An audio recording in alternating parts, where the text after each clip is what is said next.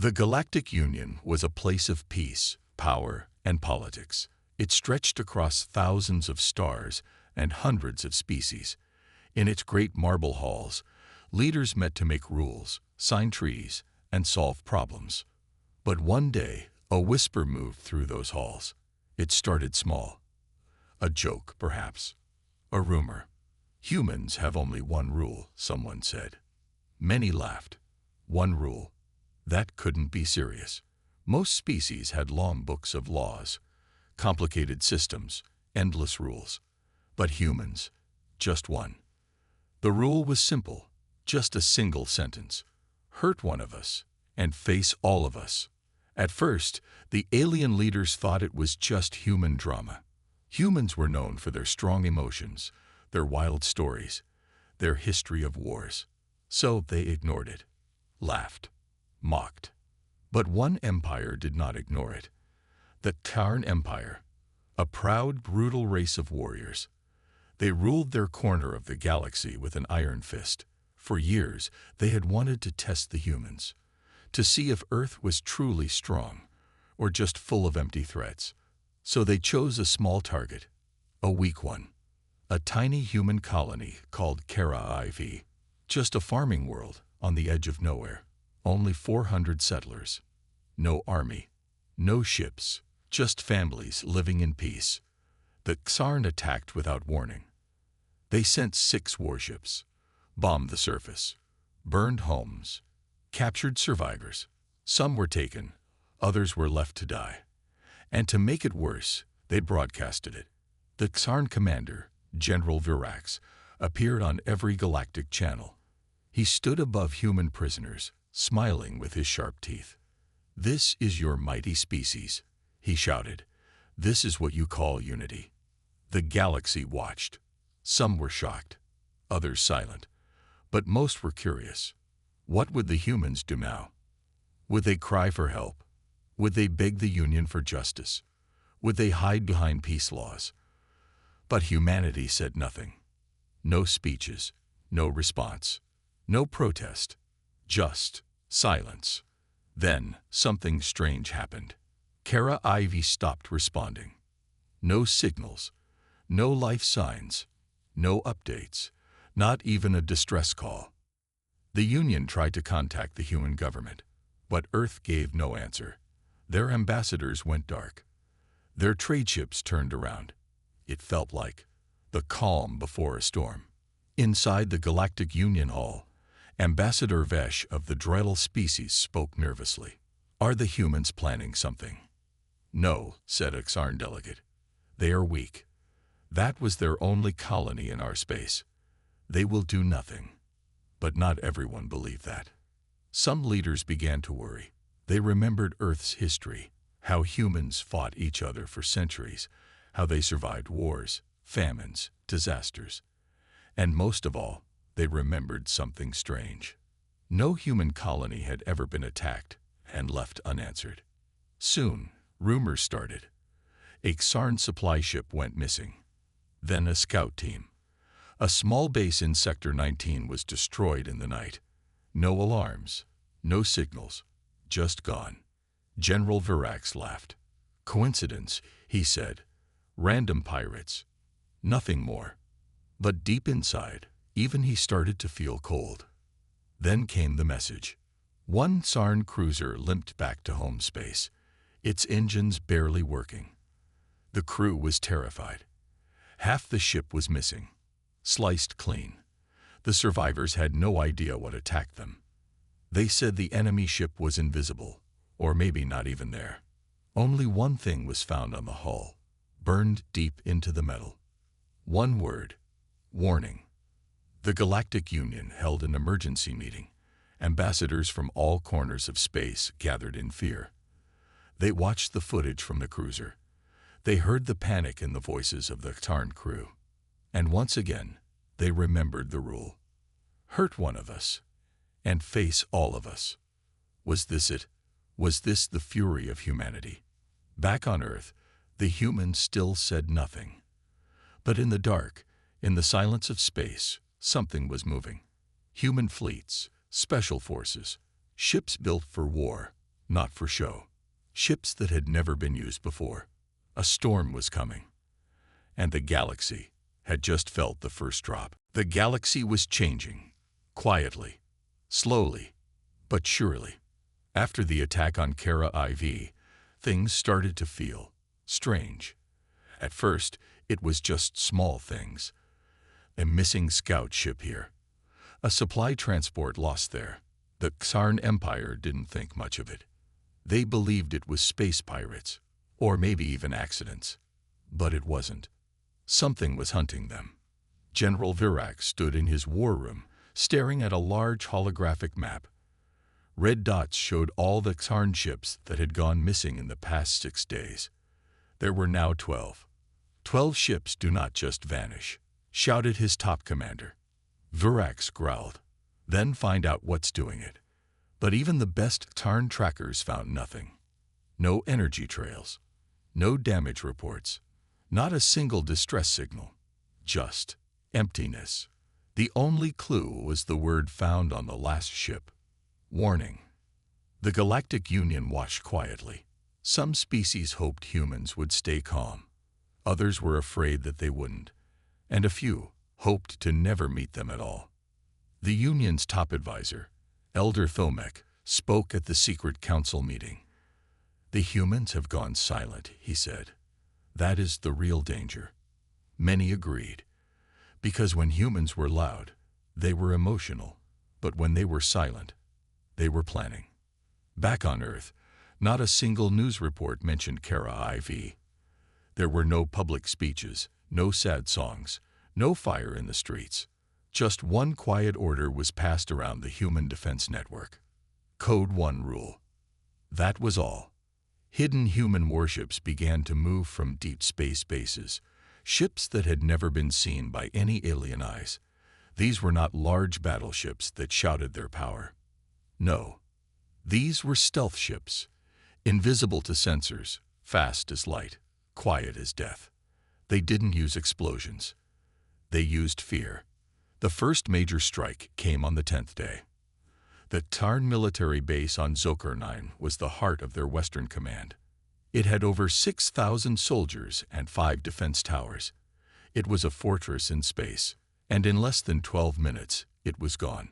No escape pods, no survivors, no alarms, just gone, like it had never existed. When the Xarn tried to review security footage, all they saw were shadows, fast, dark shapes, blinking lights. Then, blackness. General Virax was now afraid. He sent all ships to defend the homeworld. He even contacted the Galactic Union for help. But the Union said, "You broke the rule. This is your war now." Virax cursed them all. Then came the second message. This time, it wasn't a word. It was a video, sent directly to Xarn Command. The video showed Kara IV.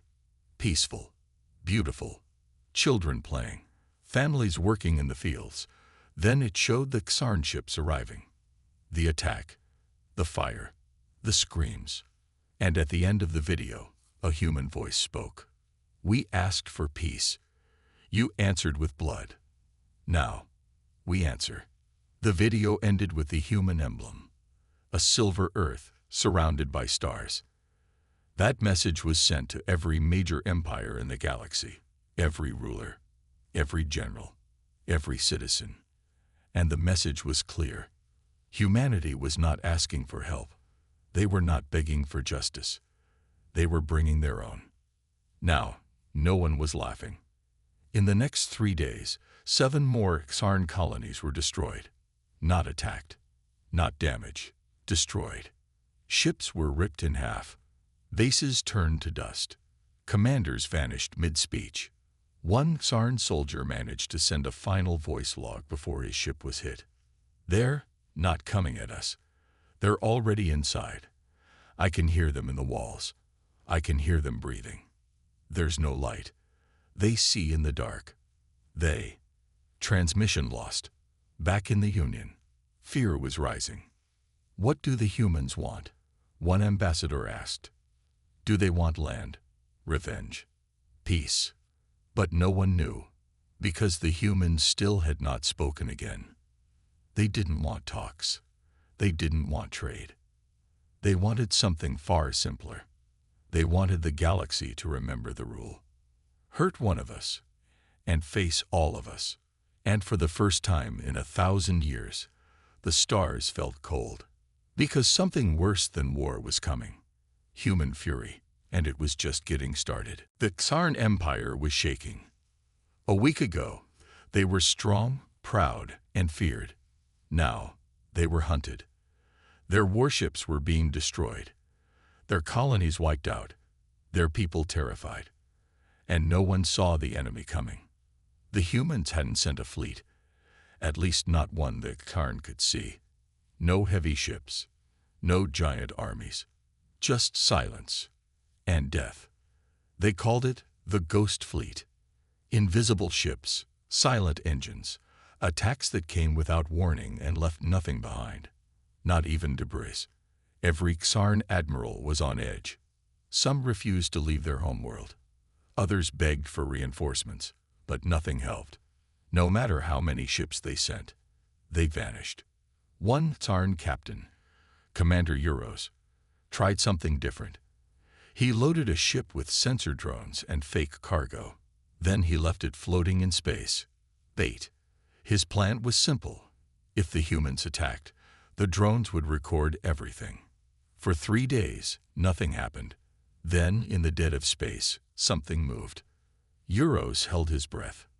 One by one, the drones blinked out. No weapons fired. No impact.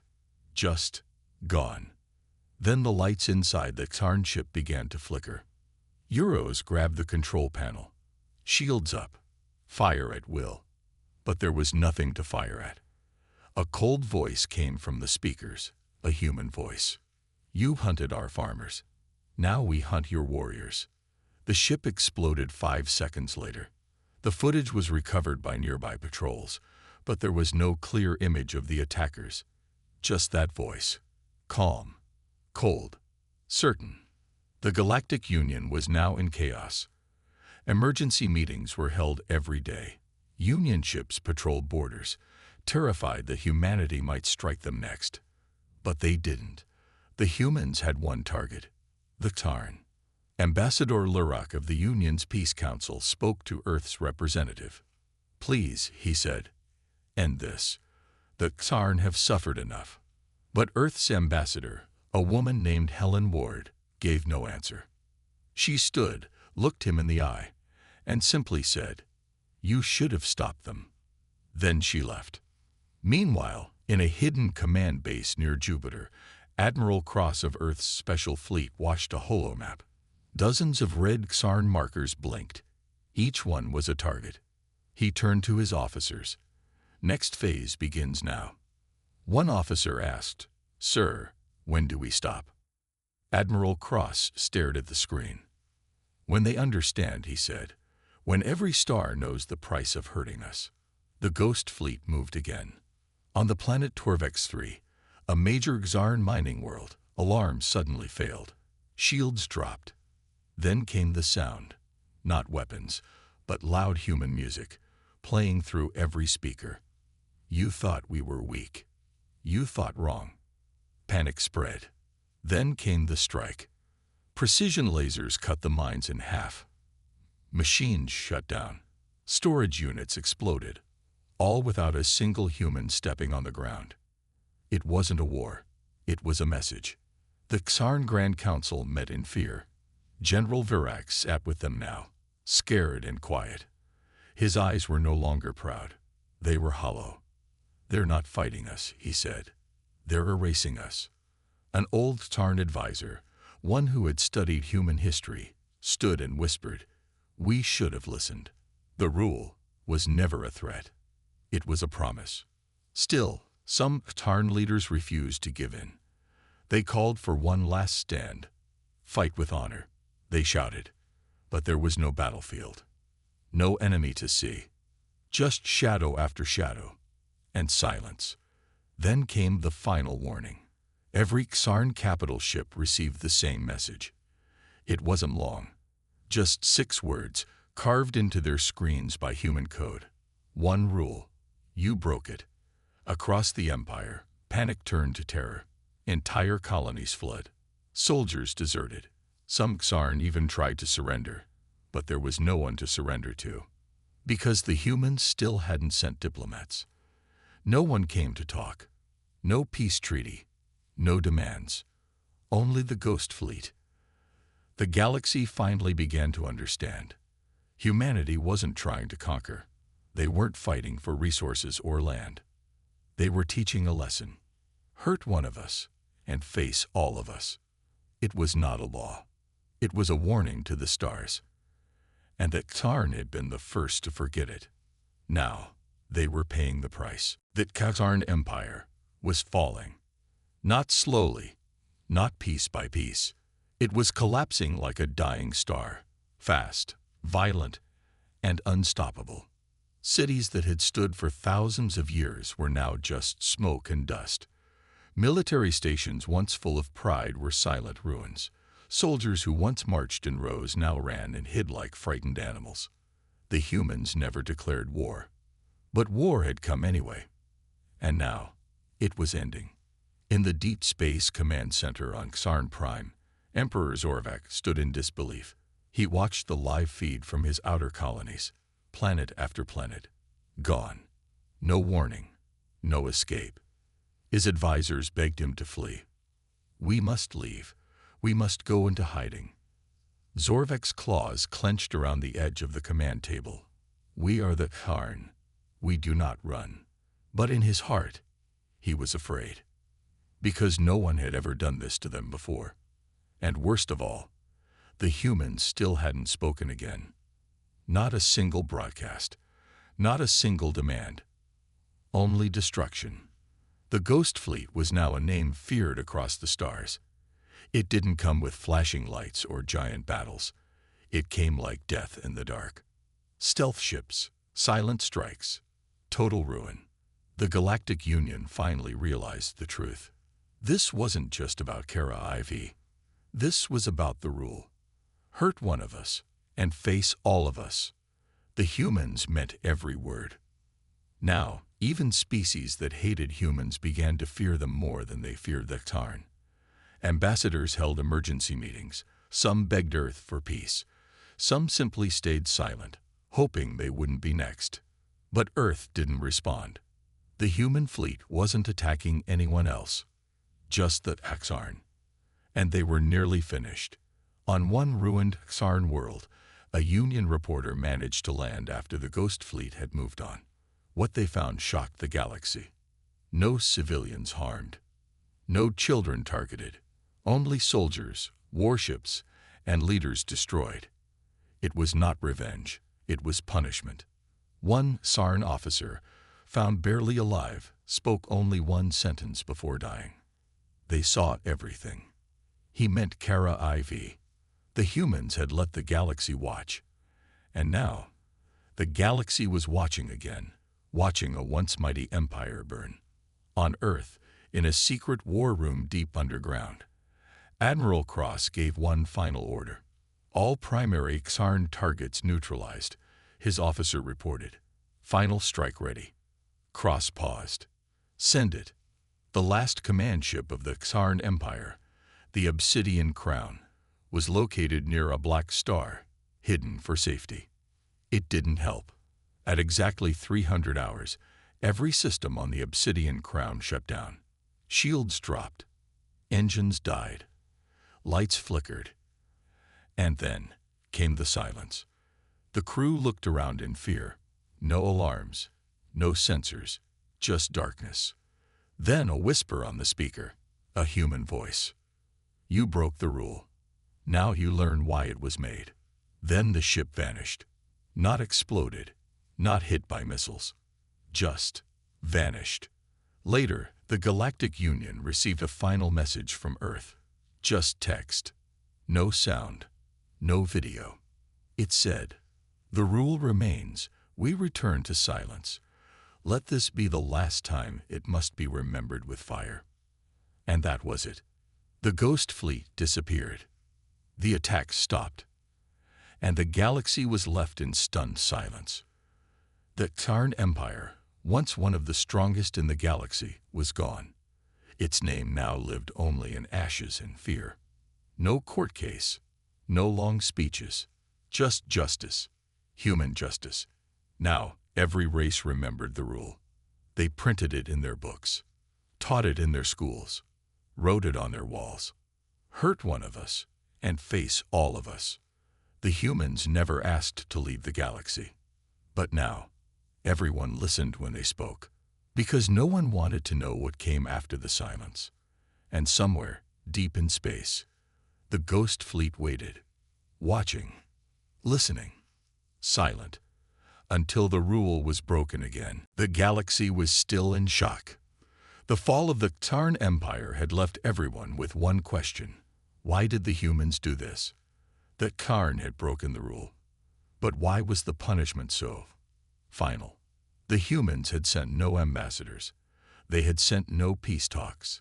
They had sent only silence. And in that silence, the galaxy felt fear. For once, the Galactic Union had no answers. They didn't know if they could stop the next ghost fleet. They didn't know if there would even be a warning. What the Union did know was this: the humans were watching. Some races, the more powerful ones, began to send their diplomats. They didn't want to be next.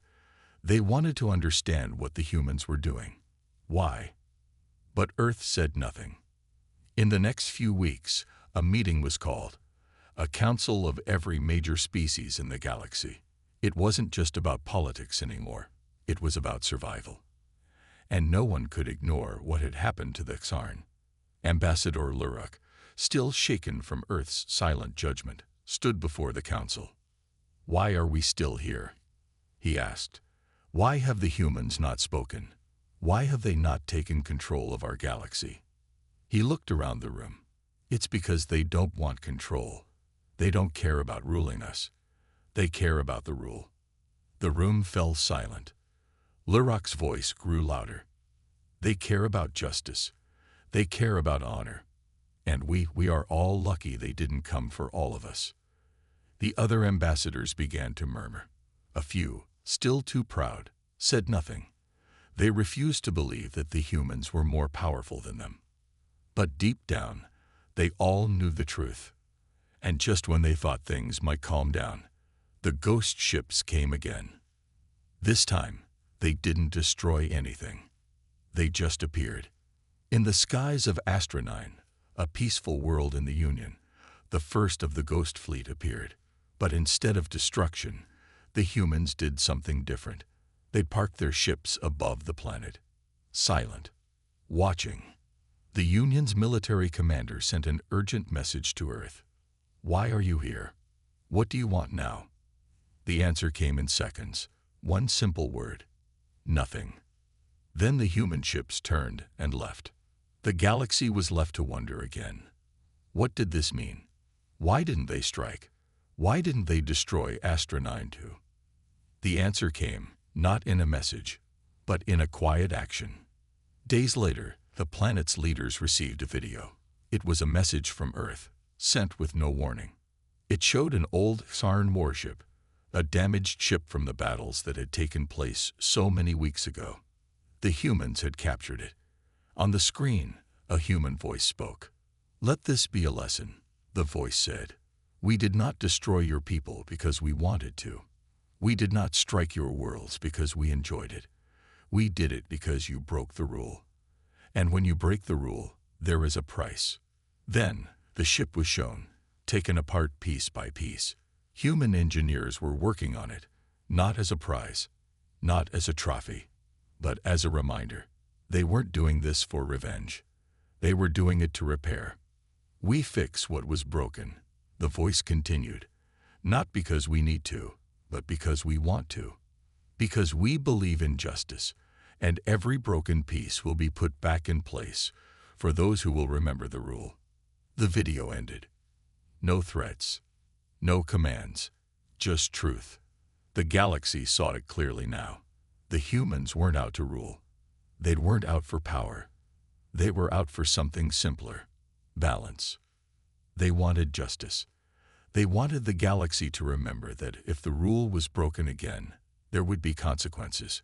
And now, in the shadows of space, the Ghost Fleet was still watching, waiting, listening. The galaxy had been given a second chance. The price of silence had been high, but the lesson had been learned.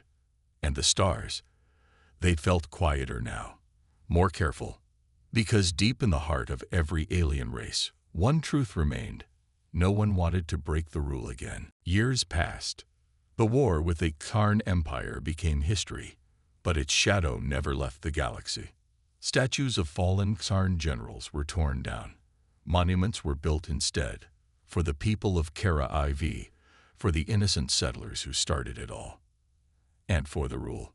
It was now carved in stone, printed in books, and taught to children across thousands of worlds. Hurt one of us, and face all of us. But it no longer sounded like a threat. Now, it was a promise. One of unity, one of protection, one of warning. In the deep halls of Earth's High Command, Admiral Cross stood before a room of new cadets, young men and women from Earth, Mars, and even alien colonies that had joined the Human Alliance. He looked at them, calm and serious. "You're not just soldiers," he said. "You're guardians of something greater than weapons, greater than war." He turned, pressing a button. A screen behind him lit up with two words: the rule. "This," he continued, "is the shield that saved us, and the sword that punished the wicked. Remember it. Live by it. Because next time—" He paused. "There won't be warnings." Meanwhile, across the galaxy, life began to change. The Galactic Union, once slow and divided, became faster, smarter. They shared technology, protected the weak, and watched each other more closely. Because they had seen what silence could do. No one forgot the Ghost Fleet. Even now, no one knew how many ships Earth truly had.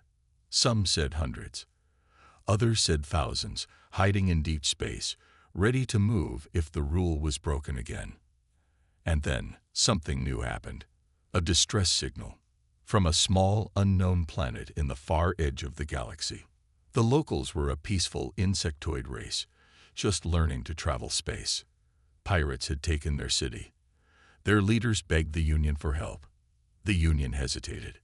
The pirates were powerful, dangerous. But Earth didn't wait. They never said a word. The Ghost Fleet moved again. But this time, it didn't bring destruction. It brought hope. Human soldiers landed quietly. They freed the city. No pirates survived. But not a single civilian was harmed. The insectoid people, scared and confused, asked, "Why did you help us?" The lead human commander simply said, "You are one of us now." The insectoids asked, "But we're not part of your alliance." The human smiled. "You don't need to be. You just need to be innocent." And just like that, a new message spread across the stars. Not of fear, but of trust. The rule was not just for humans anymore. It had become something greater. Something universal. Hurt the innocent, and face all who protect them. Now, even warlords thought twice before attacking small planets. Now, pirates vanished without trace. And now, every dark corner of space carried one silent question. Is the Ghost Fleet watching? Back on Kara IV, the place where it all started, the humans rebuilt. Farms grew again. Children laughed again. The sky, once full of fire, was now calm. At the center of the town stood a simple stone, with one line carved deep. Here, silence began. Here, justice answered. Old survivors came each year. Some brought flowers. Others brought stories. And all of them remembered the moment everything changed. They didn't need revenge. They had something better. Respect. And respect echoed louder than any weapon. From Earth to the edge of the stars, the rule stood strong. Not as a threat, not as a warning, but as a promise. A promise that no one would ever be alone again. And far beyond the galaxy, In the black silence of space, the ghost fleet waited, silent, watching, ready to rise again, not for war, but for justice. And this time, they wouldn't come with fury. They would come with unity. Because now, the galaxy understood. One rule was all they needed. The stars were peaceful now. But something had changed, not just in humans, not just in the Union, but in everyone. Old enemies were now cautious allies. Races who had once ignored weak planets now sent ships to protect them. The word innocent had a new meaning in the galaxy. Because now, everyone knew the rule. And now, for the first time in history, a message came from Earth. Not a threat, not a warning, but an invitation. The Galactic Union was asked to gather on a neutral planet, one untouched by war, a quiet moon known only as Solace. Ships of all colors and kinds arrived. Leaders who had once feared humans now sat at the same table with them. They waited, curious, some still suspicious, some hopeful. Then she walked in. Admiral Aya Cross, daughter of Admiral James Cross, the hero of the Ghost Fleet. She stood tall, wearing simple black, no medals, no armor, just purpose. Her voice was calm, but strong. "You all know the rule," she began. "But today, we give it meaning." She looked around. The rule was born from pain, from loss, from silence. But silence no longer protects us. Now, we speak. A screen lit up behind her. Images of Kara IV. The faces of the fallen settlers. Children, farmers, mothers, dreamers. "Remember them," she said. "They were not soldiers. They never raised a weapon. Yet they were wiped out." Another screen lit up. This time, images of the Tarn Empire. Cities burning, ships falling, their leaders captured. Remember them too, because their fall wasn't just about revenge.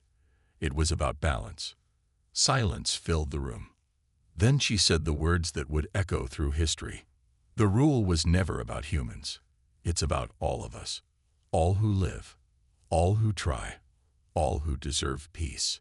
She stepped forward, placed a crystal cube on the table. It glowed with soft blue light. "This is the Unity Core," she said. "It's not a weapon. It's a signal. If the innocent are attacked again, anywhere in this galaxy, it will call us." A murmur spread across the room. Aliens looked at each other. Could this work? Admiral Aya continued. "You don't have to join us. But if you believe in peace, in justice, in standing for the weak, then stand with us." One by one, leaders stood. First, the insectoid people of Velar Prime. Then the lizard clans of Draka. Then the skyborn of Aethar. Even former Xarn survivors, those who had rebuilt from ashes, stood in silence. They knew what the rule meant now. It wasn't about punishment. It was about protection. By the end of the day, over 200 species signed the Unity Pact. And the rule was rewritten, not in fear, but in hope. Hurt the innocent, and face all who defend them. From that day on, the Ghost Fleet changed too. It didn't just belong to Earth. It belonged to the galaxy. Ships flew with many flags, many languages, but one purpose: to defend, to protect, to watch. And in every dark place of space, the wicked paused before they acted. Because now, they didn't just fear Earth. They feared the silence that came before the Unity Armada arrived. They feared justice. They feared the rule. And far above the stars, where no sun reached, a message floated in space, broadcast to all ships, on all channels, every day. This is not a threat. This is a promise. Hurt one of us, and face all of us. And for the first time in galactic history, peace didn't come from power. It came from unity. It came from humanity. And it started with just one rule.